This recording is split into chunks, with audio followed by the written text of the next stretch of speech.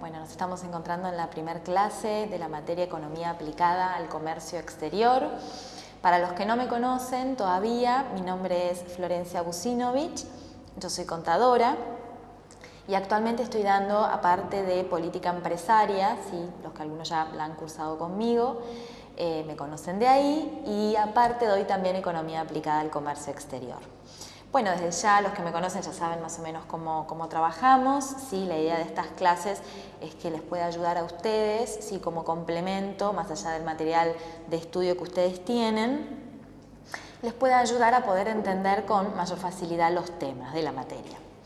En cuanto a la materia la idea es, si bien es economía aplicada al comercio exterior, la materia es un poco más introductoria, ¿sí? O sea, vamos a empezar a ver conceptos para entender qué es lo que estudia la economía, vamos a empezar a ver el tema más que nada relacionado con los conceptos relacionados para poder entender lo que es la economía, después vamos a empezar a meternos un poquito más en las características, después vamos a meternos en la teoría de la demanda, la teoría de la oferta, teoría de la producción y de los costos, y vamos a ir metiéndonos un poquito más después, un poquito en lo que sería la parte histórica de la economía.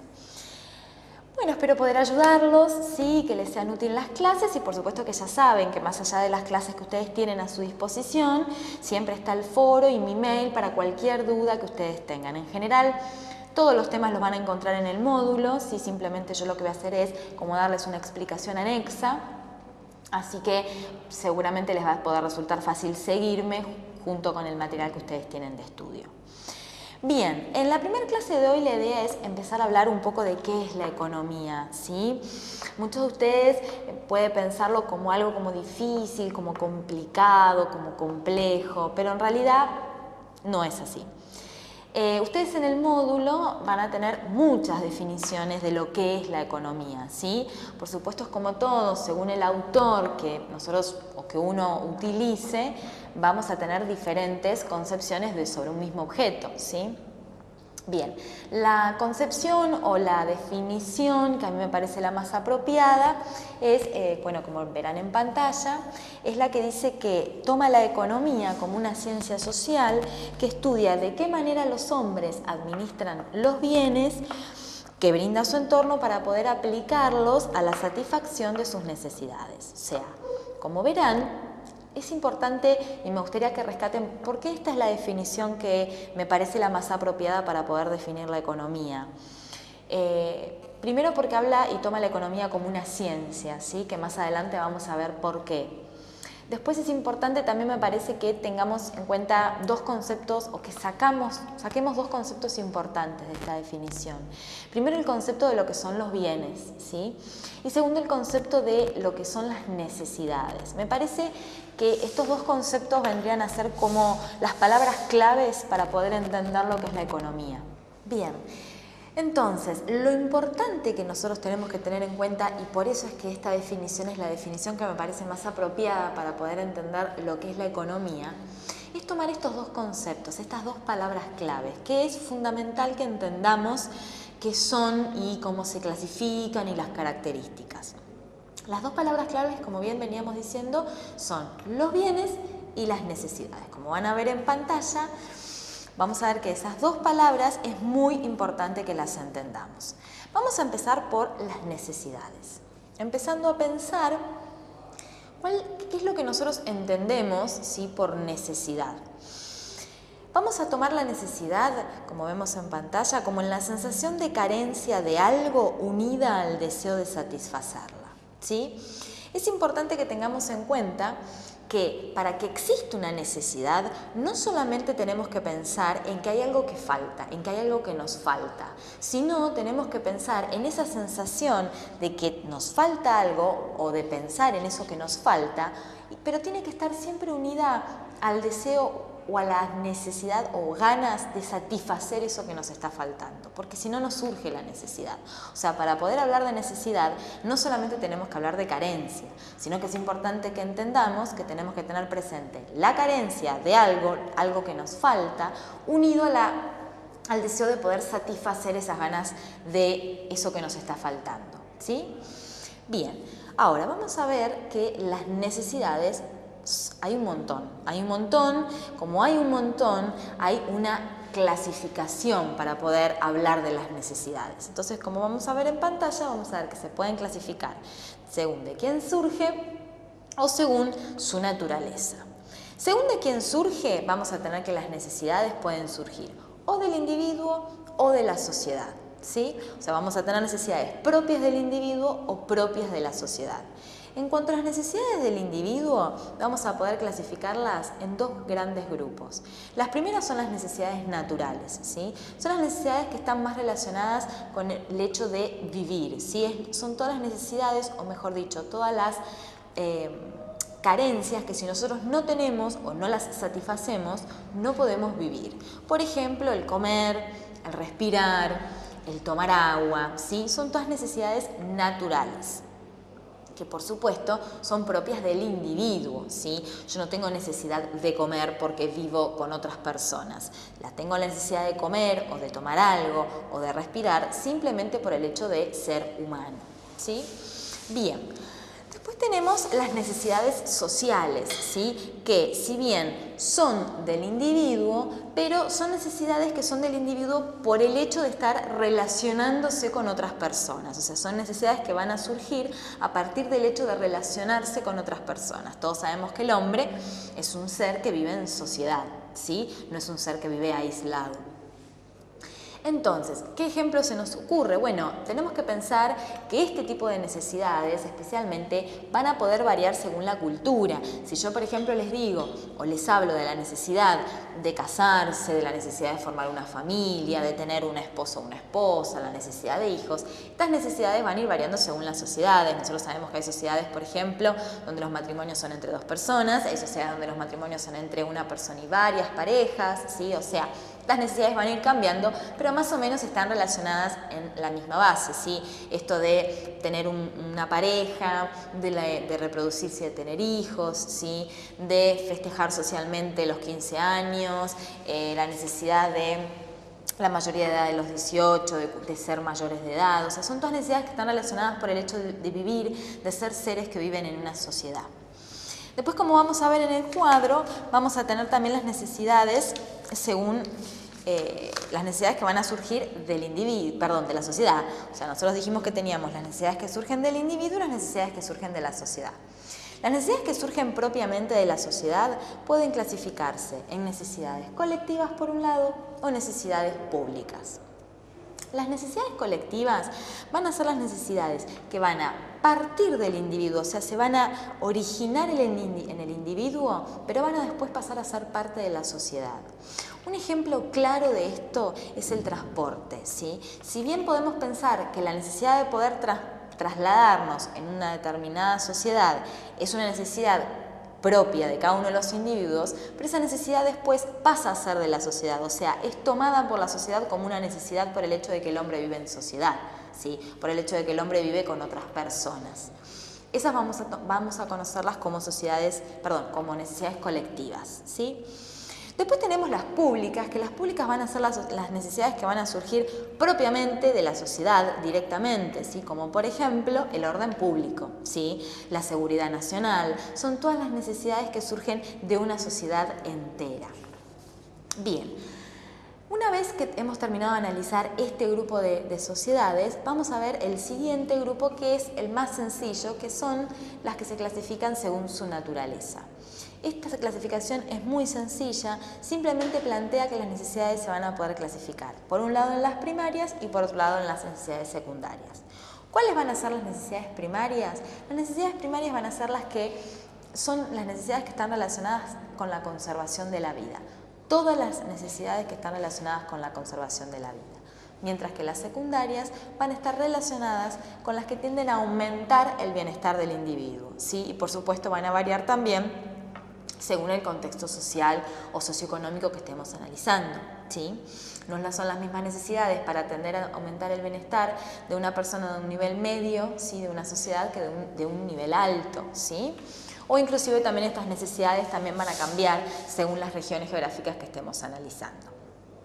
Bien, espero que lo que son las necesidades haya digamos, de alguna manera haya quedado un poco claro. ¿Qué es lo más importante de todo esto? Tener presente primero lo que es una necesidad para poder identificarla. Y segundo, también es importante entender que no hay un tipo de necesidad, que hay un montón de tipos de necesidades y que por supuesto hay diferencias abismales. No es lo mismo considerar la necesidad de una persona de comer que la necesidad de una persona de, por ejemplo, obtener un crédito hipotecario, ¿sí? O comprarse una casa, una vivienda, ¿sí? No son necesidades que van a estar en los mismos niveles jerárquicos, por eso es importante tener en claro esta clasificación como para saber que no pueden ser tratadas todas las necesidades de igual manera. Después ahora lo que vamos a hacer siguiente, ¿se acuerdan que habíamos visto que eran dos los conceptos importantes que teníamos que sacar o que extraer de la definición de lo que es la economía? Uno de los conceptos eran las necesidades y otro de los conceptos eran los bienes. Para entender los bienes es importante, como vamos a ver en la pantalla, qué son los bienes, ¿sí? Los bienes nosotros vamos a ver que son todo aquello que satisface directa o indirectamente los deseos o necesidades de los seres humanos. O sea, así como vimos que las necesidades era la carencia o la falta de algo, ¿sí?, que sentíamos los humanos unido al deseo de poder satisfacer esa carencia, vamos a ver que los bienes van a ser todas las cosas que van a satisfacer esas necesidades humanas. O sea, ¿qué podemos entender?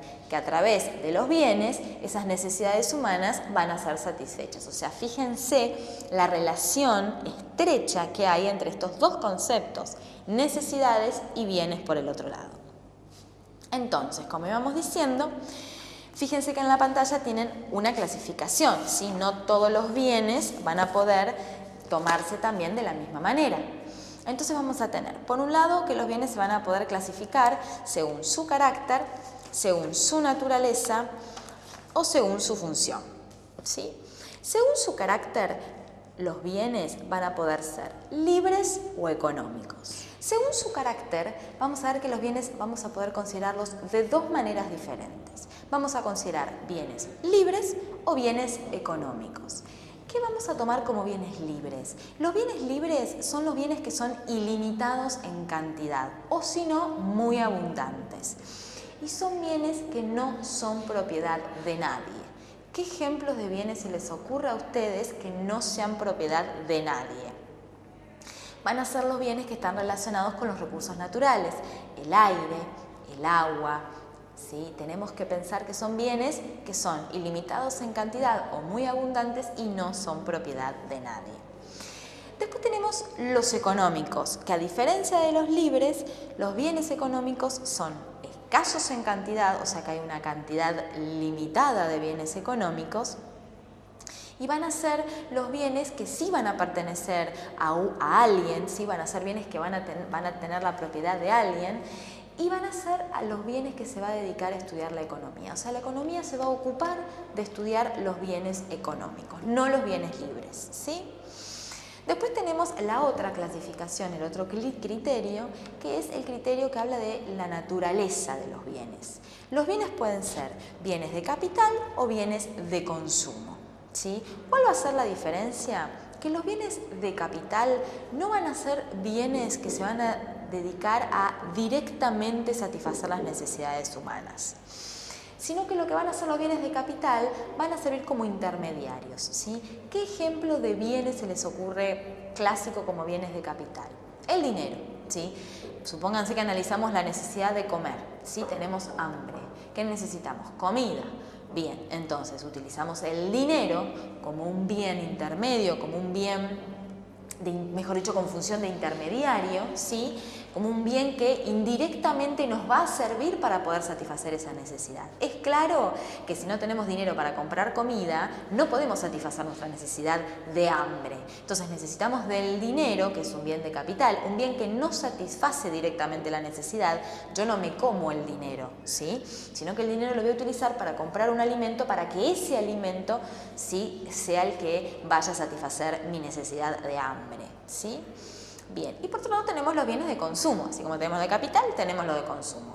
Los de capital no satisfacen directamente las necesidades humanas, sino que las van a satisfacer de forma indirecta. Y por otro lado vamos a tener los bienes de consumo, que los bienes de consumo sí van a ser los bienes que van a satisfacer directamente las necesidades humanas, ¿sí? Bien, y después por último, como les estábamos comentando, tenemos este último grupo, ¿sí? Que va a ser el grupo que va a hablar de los bienes según su función, ¿sí? Según la funcionalidad del bien. Entonces vamos a poder clasificar a los bienes en intermedios o en bienes finales. ¿Cuáles van a ser los intermedios? Los bienes intermedios van a ser los bienes que van a necesitar más transformaciones, ¿sí? Para que puedan de alguna manera satisfacer alguna necesidad humana. O sea, los bienes intermedios, así tal cual como están, van a ser bienes que no van a poder satisfacer las necesidades humanas en forma inmediata, sino que necesitan transformaciones para poder convertirse en bienes que satisfagan las necesidades humanas, ¿sí? Y por último tenemos los bienes finales. Si los intermedios son bienes que no satisfacen las necesidades porque no están listos, tienen que sufrir transformaciones, ¿cuáles van a ser los bienes finales? Los bienes finales van a ser los bienes que ya han sufrido todas las modificaciones que necesitan y que están listos para poder satisfacer las necesidades humanas. Bien, les pido que ustedes igual revisen esta clasificación que yo les estoy dando, ¿sí? Sobre necesidades y sobre bienes. Es importante que tengan presente el concepto, este concepto de necesidades y este concepto de bienes, y que tengan en claro la clasificación, ¿sí? Teniendo en cuenta que no todas las necesidades son iguales, que hay posibles clasificaciones según o teniendo en cuenta determinados criterios, y lo mismo con los bienes, ¿sí? Bien, ahora el siguiente paso va a ser un poco analizar o hablar, mejor dicho, de la diferencia que existe entre lo que es la micro y la macroeconomía, ¿sí? Por empezar podemos, y esto supongo que ustedes ya lo deben haber pensado al leer nomás la palabra, ¿qué idea nos puede dar digamos, en qué podemos diferenciar la microeconomía de la macroeconomía? Es importante que pensemos, ¿sí? Que estas palabras tienen raíces griegas, ¿sí? Por lo tanto que nos va a ayudar a saber que lo que es micro nos da idea, la traducción de algo pequeño, y lo que es macro, la raíz macro, en raíces griegas, implica algo grande. Por ende nos podemos decir, bueno, esto sería hablar de una economía chiquitita o de una economía grande. Sí, en realidad lo podemos llegar a tomar así con la traducción de las palabras. ¿Por qué? Como vamos a ver en pantalla, la microeconomía entonces va a estudiar el comportamiento de unidades económicas individuales, como pueden ser los individuos, por supuesto, las familias, las empresas y los mercados en los cuales estas unidades económicas van a funcionar y van a operar, ¿sí? ¿Qué quiere decir esto? Que en realidad simplemente lo que va a hacer la microeconomía, esta idea de micro que como que es algo pequeño, justamente nos ayuda porque va a tender a hacer un análisis más individual, ¿sí? De los agentes económicos. ¿A quiénes vamos a llamar agentes económicos? A los individuos, a las familias, a las empresas, o sea, hacen un análisis de la economía, pero en forma más particular, ¿sí? Atendiendo a unidades económicas individuales, ¿sí? Mientras que por otro lado, como vamos a ver en pantalla, la macroeconomía va a estudiar el comportamiento de variables económicas agregadas, es decir, aquellas variables que se forman a partir de otras variables. Por ejemplo, podemos pensar que cuando se quiere analizar la producción, por ejemplo, de un país, ¿sí? ¿Qué es lo que vamos a necesitar analizar? Las producciones de los distintos mercados, de las distintas empresas que operan en determinados mercados. Cuando me refiero a mercados, me refiero a que no es lo mismo el mercado de la leche, el mercado de la carne, el mercado del trigo, el mercado del cereal, ¿sí? Dentro de cada uno de esos mercados van a operar determinadas empresas y determinados agentes económicos que van a cumplir determinadas funciones. Está el que produce, está el que consume, está el que distribuye, ¿sí? Entonces, de alguna manera, cada uno de esos mercados, cada uno de los agentes económicos individuales que van a operar dentro de esos mercados van a cumplir una función determinada. Lo importante que tenemos que pensar nosotros es que el análisis macroeconómico va a tender a analizar estas variables complejas, o sea, va a tener que tomar, en el caso de la producción de todos los mercados existentes en la Argentina, por ejemplo, sería un análisis macroeconómico, mientras que un análisis microeconómico sería, por ejemplo, analizar cómo es el mercado de la carne. Bueno, chicos, les pido que igual relean la diferencia entre micro y macroeconomía, si es importante que tengamos presente bien la diferencia, y nos estamos viendo en la siguiente clase. Nos vemos.